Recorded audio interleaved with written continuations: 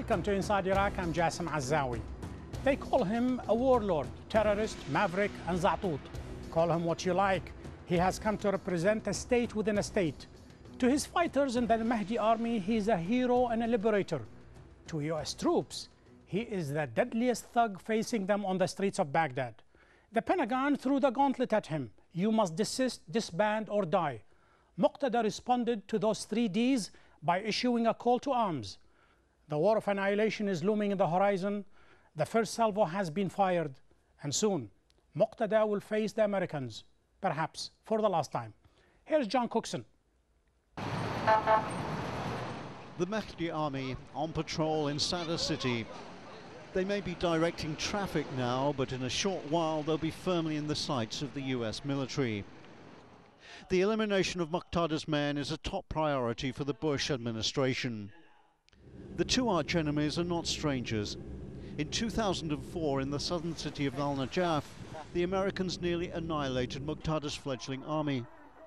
But Shiite Supreme Leader Grand Ayatollah Sistani intervened and saved Moqtada's militia. When it was apparent that the government, the Alawi forces, plus the Americans, are so dedicated to go to the fight to its end, Sistani found an exit to the Mahdi army, telling them to quit fighting and leave. And because of this, Sistani played the safety valve role for the bloodshed which was to be taking place in Najaf. The Mahdi army's leader, Moqtada al-Sadr, is the most powerful warlord in Baghdad. He's a kingmaker too, and largely responsible for the Iraqi Prime Minister al-Maliki being in post. But al-Maliki is regarded by Washington as indecisive and has so far proved himself unable or perhaps unwilling to disband the Mahdi army. Maliki is a part of the factions which are remotely backed by Sadrists. So he is, in a certain degree also, committed to the Sadrist. And he is not quite, not keen, not ready to go for an action which will harm the both the relations with the Sadrists and the Sadrists themselves. Estimates vary as to the size of the Mahdi army. It's been put at between 15 and 60,000. They're accused of murder, torture, kidnapping and racketeering. Their top leaders have become rich and powerful in Baghdad. Government departments like the Health Ministry is run by Moqtada's men, with people in Baghdad reporting that medicines are dished out according to political and ethnic loyalties. Moqtada al-Sadr's power base of Sadr city is a teeming slum of some 3 million people, and the Americans are going to have to retake it street by street, neighborhood by neighborhood. Meanwhile, there are signs that some of Moqtada's men are simply slipping away, others getting passports for Iran to maybe come back and fight another day. John Cookson for Inside Iraq. In a few minutes, we will start our main discussion with our 3 panelists. But a short while ago, I was joined from Dubai by CENTCOM spokesman Captain Frank Pasquale. I asked him what would happen if Jaish al-Mahdi does not disarm. I think the way to look at it, Jassim, is very clearly through what's been going on over the course of the last several weeks. What we've experienced recently is in the last 45 days, 52 separate attacks, 52 operations that we've conducted against the Jaish al-Mahdi militia.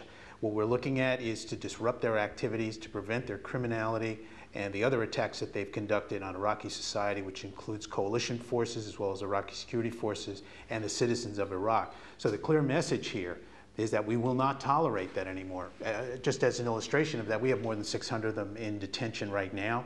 A number of their senior commanders are in detention, waiting trial, waiting prosecution by the Iraqi government. And in addition to that, we've even seen one of them was killed in one of the operations. So as a result, what we're looking at here is something that is ongoing, and it will continue. They should not be allowed to continue their lawlessness within Iraq, and therefore pose the threat that they do to the safety and security of the Iraqi people. We're taking this very seriously. The Iraqi government is sending a high-powered delegation to Washington, and most likely Mr. Rikabi, the leader, will be given a very strong and unambiguous message. What would that message be? Well, I think among the things that they will talk about in that meeting will be further cooperation. One of the things to keep in mind is that this is not brand new. Our cooperation with the Iraqi government goes back since the fall of Saddam, as the government started to come into play, as the elections took place, as we continue to train Iraqi security forces over the last few years. So as a result, there's a good basis for that. And now what we're looking to do really is team up together in a much stronger way to take on the sectarian violence, to take on the terrorists and insurgents who are doing so much to disrupt, particularly the area around Baghdad. The majority of that violence is within a 30-mile radius of it, and certainly in Al-Anbar province as well, where we're looking to team up with them. In many of the operations, they do take the lead. So as a result, what we're looking to do is to expand that, intensify, and unify that effort so that we're able to be much more effective in taking on the forces of disruption and death within Iraq. Captain Frank Pasquale, spokesman of Central Command, thank you very much for joining us at Inside Iraq. Thank you, Jazim.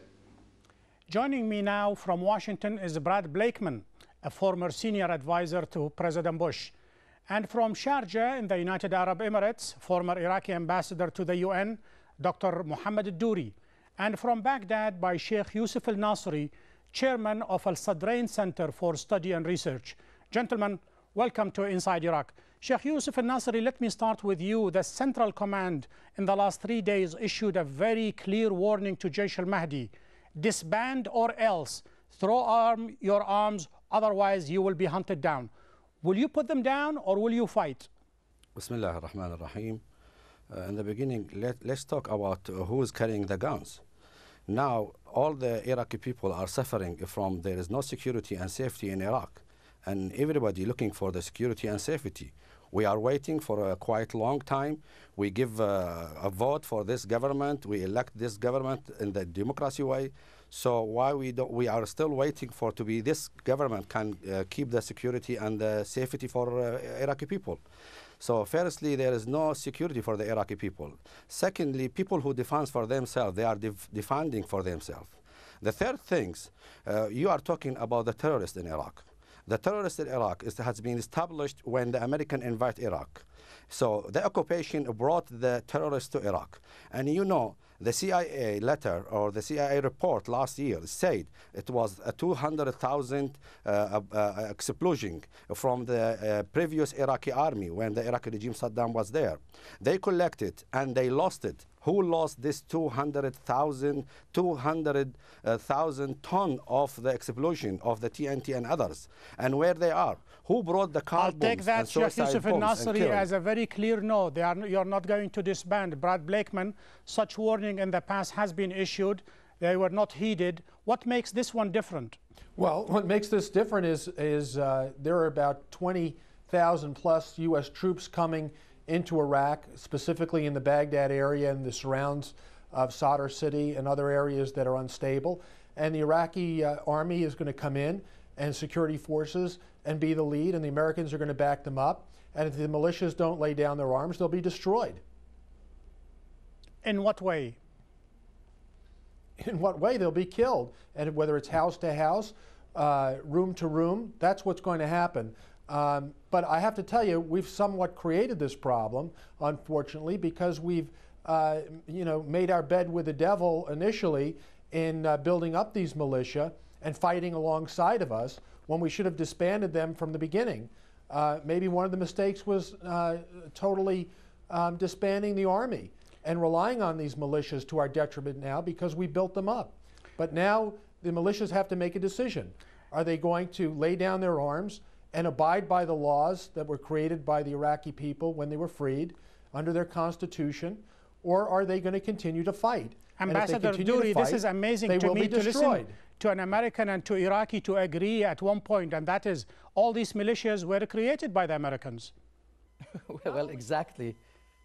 I think at the end of the day, they will find their way out, both because they know each other and they have had a kind of cooperation, a good cooperation even between them during these 4 years. Certainly there was a clash between them, but I think at the end of the day they will find a way out for this crisis between them. But the loser is the Iraqi people at the end. But Sheikh Yusuf al-Nasri, you have been claiming for a long time, you are not a militia, you are an army of God, you are an ideological army, and your primary mission is to protect the neighborhood. That argument, unfortunately, does not tally with modern society. You know, we are talking to, like, sorry to say that, like in ignorant people.